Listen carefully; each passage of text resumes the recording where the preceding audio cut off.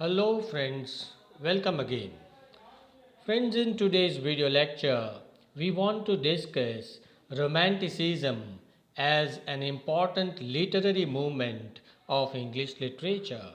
Here, we are going to discuss the definition and elements of Romanticism in English poetry, and we will also have a look at the major writers, poets who followed this new movement called Neo Romanticism. Friends, Romanticism was an important literary movement which we find in the beginning of the 19th century in English literature. It actually began with the publication of lyrical ballads by William Wordsworth and Ashley Coleridge.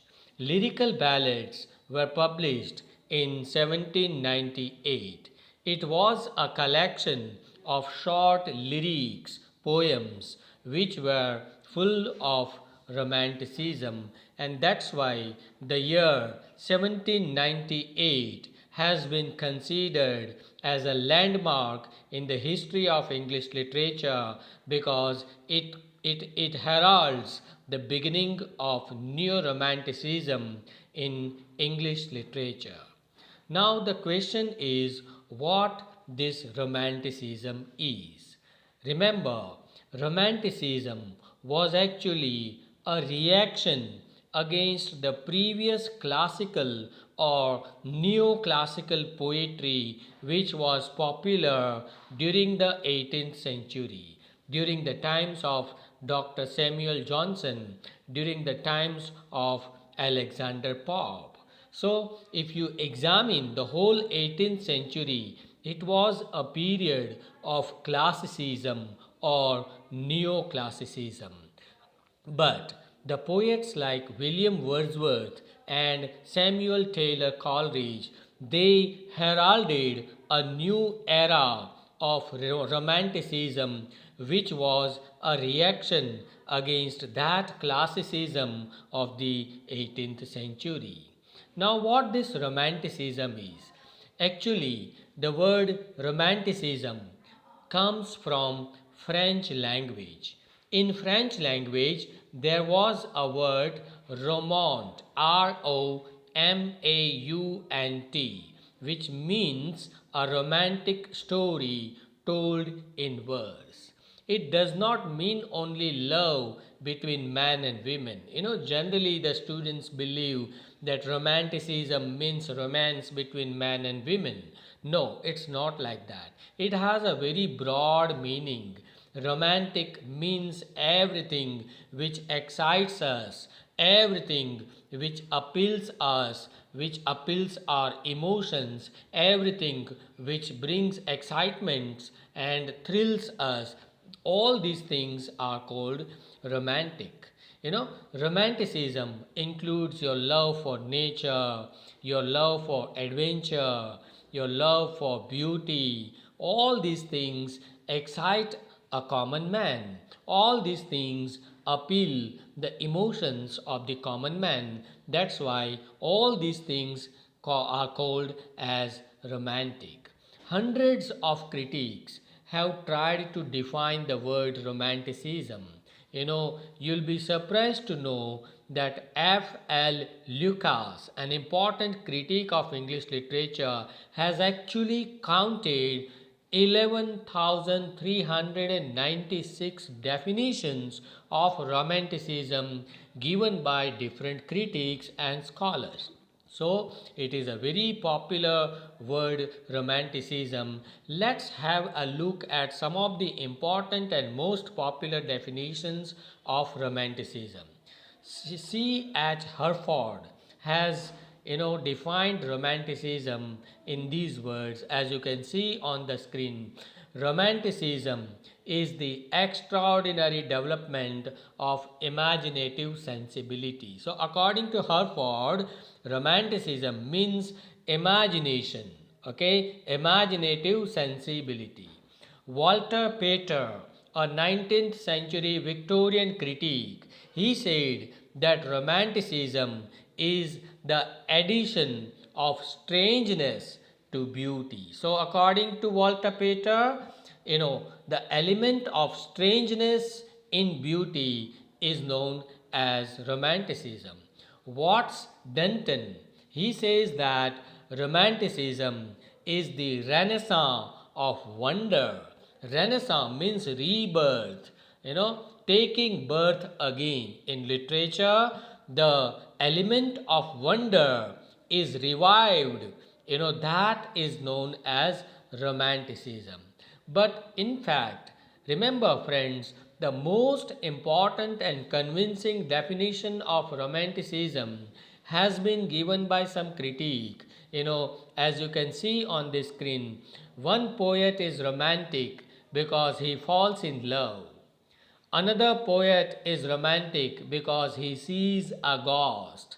Another romantic poet is romantic because he hears a cuckoo.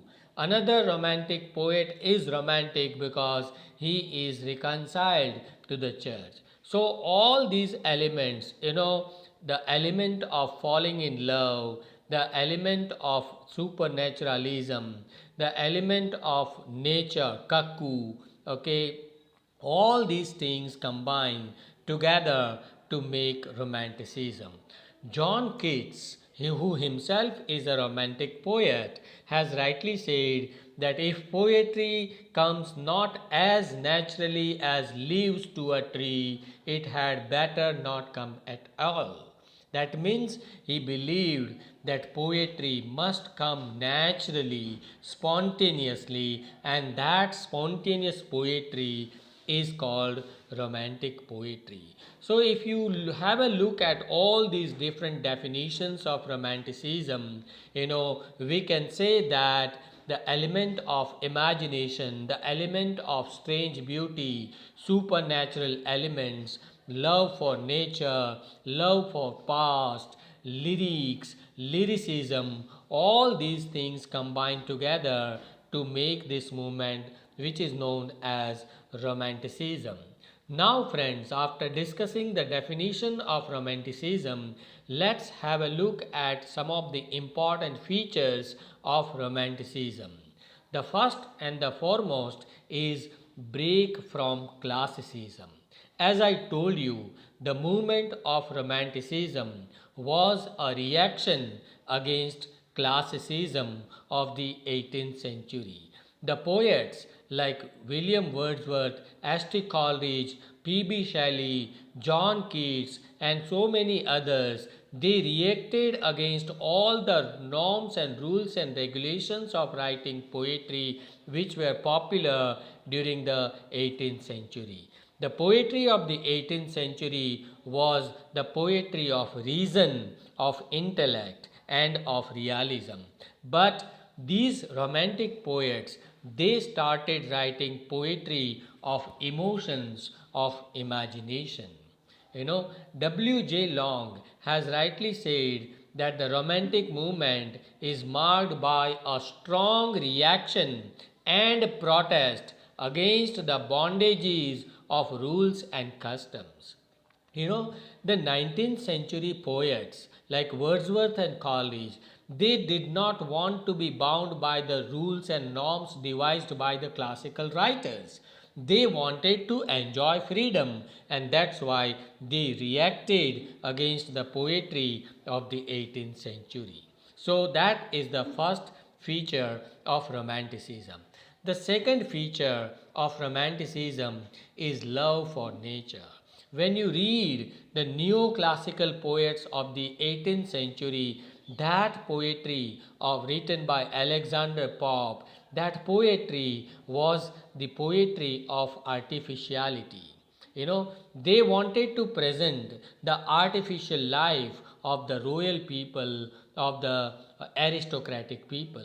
But Wordsworth, Keats, Coleridge, and Shelley, they wanted to present the beauty of nature in their small lyrics which became popular in the beginning of the 19th century. They found physical as well as spiritual side of beauty in nature, in the wild flowers, in the green fields, and in all other elements of nature like the rivers, the mountains, the clouds, the sky, the rain. All these elements have been beautifully presented by these romantic poets. Wordsworth was so much in love with nature that he has written almost all his poetry on the topic of nature, and that is why the scholars of English literature, they call Wordsworth as the poet of nature. His nature poems like Daffodils, Education of Nature, Rainbow, have become immortal poems of English literature. The third important element of Romanticism is love for country life. Friends, country life means village life. Okay, now the poets of this 19th century, if you compare them with the 18th century poets, you find a sharp contrast. If you read 18th century poetry, that poetry describes the urban life of the aristocratic rich people.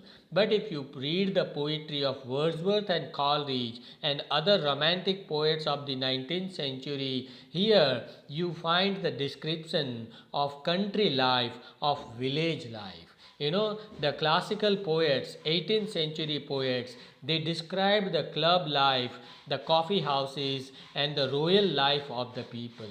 But the followers of Romanticism, they hated to present the life of the aristocratic people. They mainly focused on the life of the rustic people. Rustic people means the people who lived in the small, remote villages. Shelley and Keats have presented nature and country life in their poetry. So, that is the third element of Romanticism. Fourth important element is escape to past or Middle Ages. Coleridge and Keats, they are the poets of Romanticism who escaped to the past and Middle Ages. That means they presented the life of the Middle Ages, life of the people who lived during the Middle Ages. They found beauty in the blending of curiosity and beauty in past. Keats' poem Ode to a Grecian Urn is a nice famous example of his love for the past. Walter Pater, who is an important critic, has rightly commented in this regard that the essential elements of the romantic spirit are curiosity and love of beauty, and they searched for them in the Middle Ages. So Walter Pater wants to say that love of beauty and spirit of curiosity is found by these poets in the Middle Ages only. And the another important feature is love for freedom. As I told you in the beginning of this lecture, this romanticism was a reaction against neoclassicism. So, neoclassical poetry was the poetry of rules and regulation and bondages. But these poets of romanticism, they had the spirit of freedom.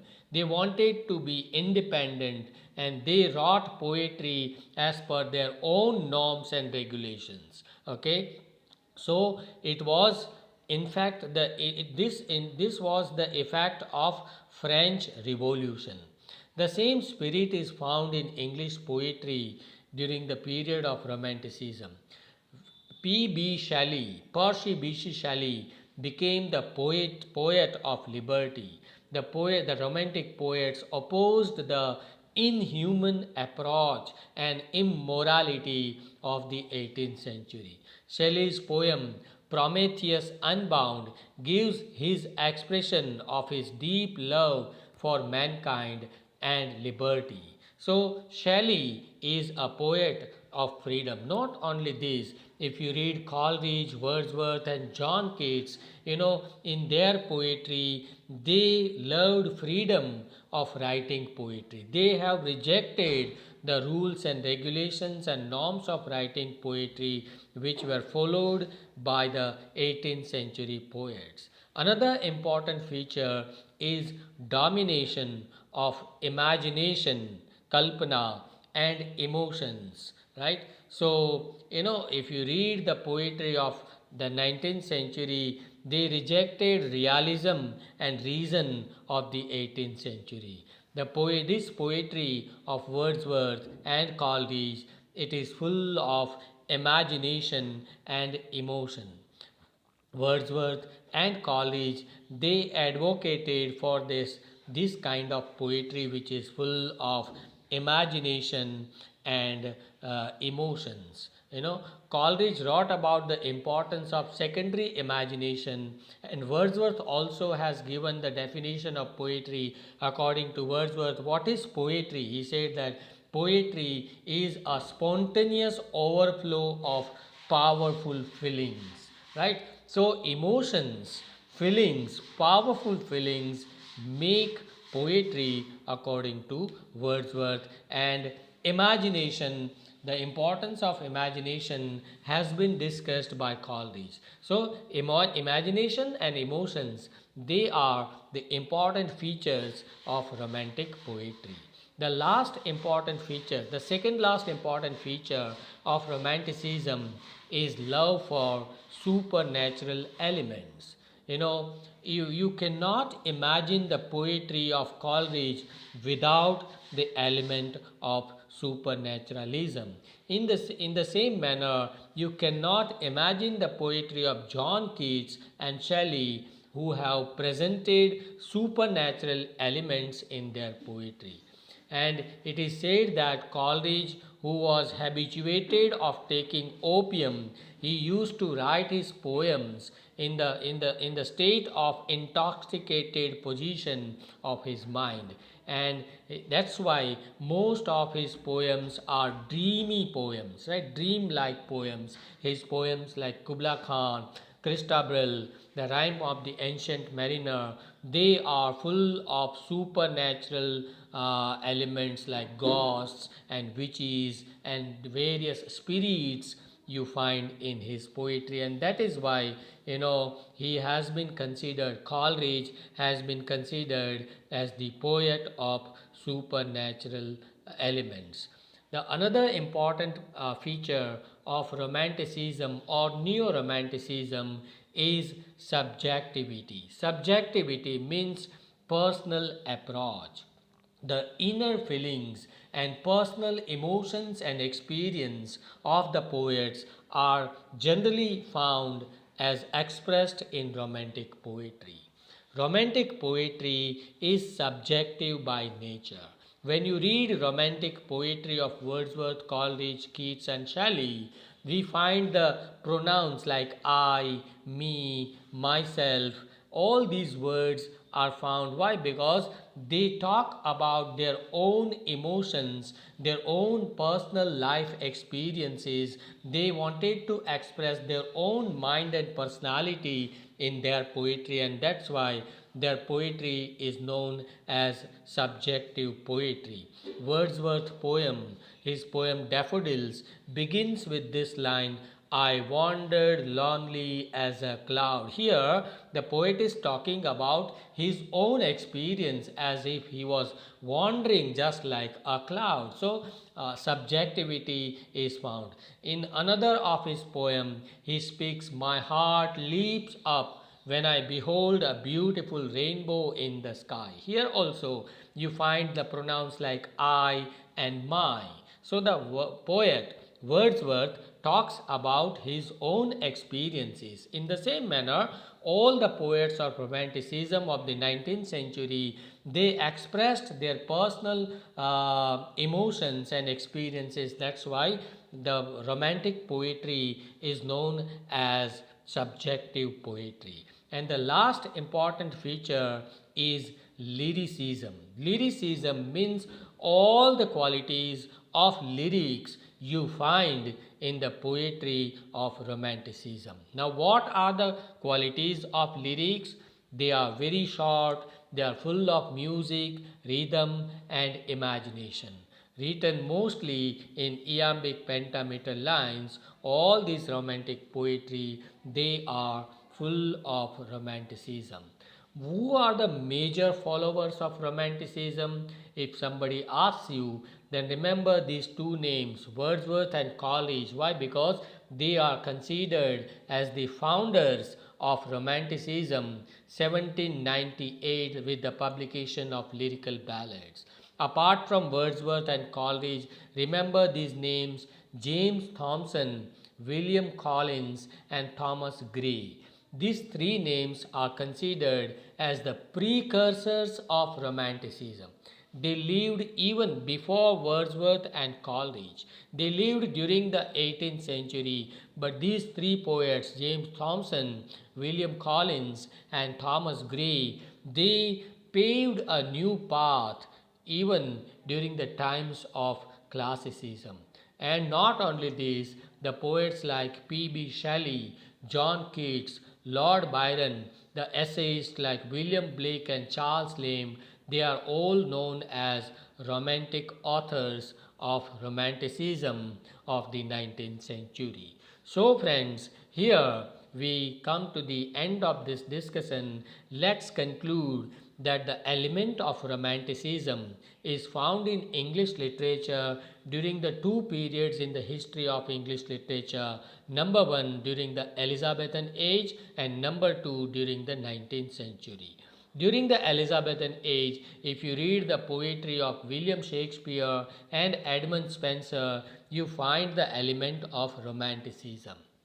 During the 19th century, if you read the poetry of Wordsworth, Coleridge, Shelley and Keats, you find neo-romanticism, the same romanticism which was existing during the 16th century Elizabethan age has been revived during the 19th century, and that's why it is called romantic revival of the 19th century.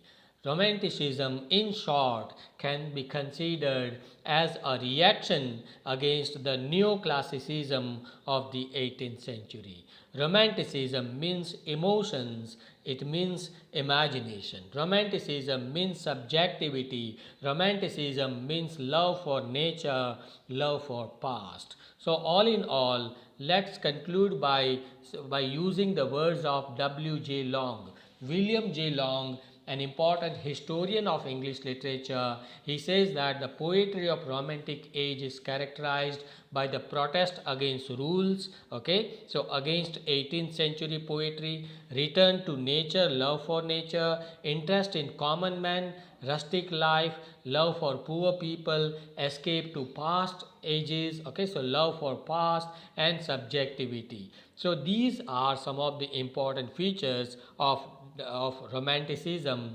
according to W.J. Long. So friends, here we come to the end of this discussion. If you have any doubts or questions, do write to me in the comment section of this channel, and if you really loved this video, please share it among your friends and classmates.